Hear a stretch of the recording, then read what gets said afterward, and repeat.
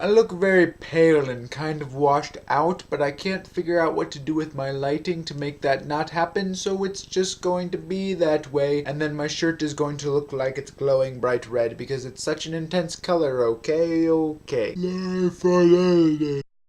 that was actually a legitimate yawn. Okay, so continuing on with my summer series of how to do things, which includes baking and relaxing, which are not really all that how to do. I just looked over here at my nightstand right here that you can't see and saw this and decided I'm going to do how to Rubik's cubing, which is possibly one of the nerdiest things to do and is maybe impossible to teach in one of these videos, but I'm going to try. First, however, I am actually going to have to mix up the cube, so 3, 2, 1, time lapse.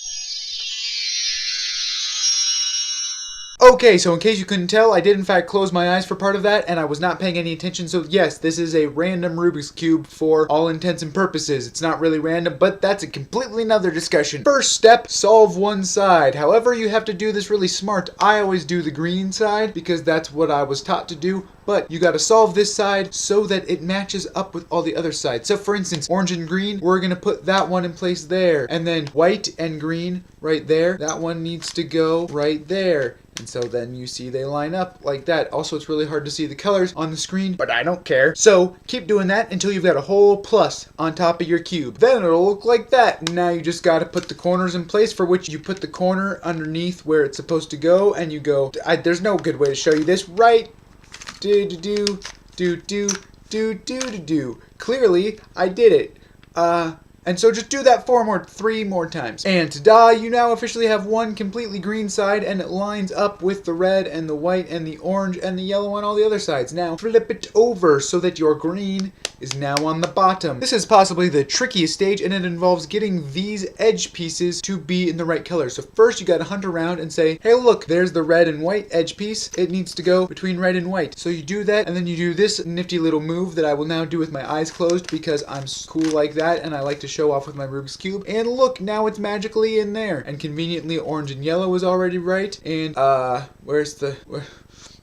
found it. I was missing a piece, but then I found it. The piece was right there all the time. Now you do the same nifty little thing, but you don't have to close your eyes because you maybe don't want to show off that much. And look, now it's in there too. Hooray. Do that for the last one, yellow and red. Blue de blue de blah. And you officially have 2 rows all around your Rubik's Cube and greenness. You're almost done. But the top part has a little bit of stuff going on. So first you see we've only got 1 blue dot up here. Your first goal is to get this to be a blue plus sign. So you do this little nifty thing, which is a front, right, up, right inverse, up inverse, right, up, right inverse, up inverse, front inverse. Those are weird technical Rubik's Cube notations, and you'll learn them if you look this kind of thing up online. And then look, you've got a nifty little plus sign. And conveniently, when I did that, all of these little edge pieces lined up in the right place, so I don't even have to worry about that. On to the corners. Yay. So your goal is to find one corner that is in the right place, which conveniently is the blue, red, and yellow one, which is located in the corner of blue, red, and yellow right there. You can see it. Obviously it's turned, but that doesn't really matter. You line up your cube with that corner right here pointing towards you, and you go boop, boop, boop,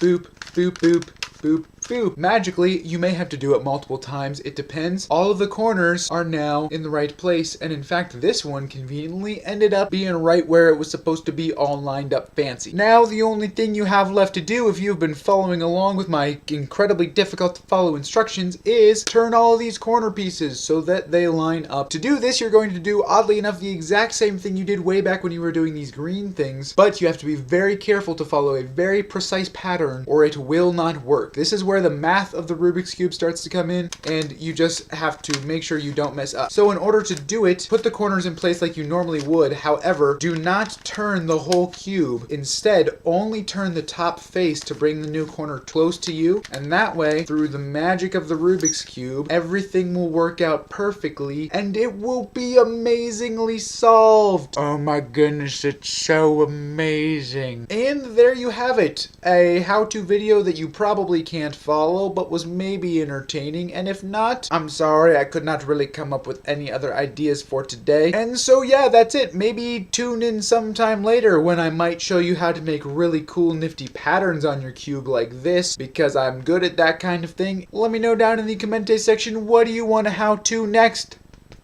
Deuces.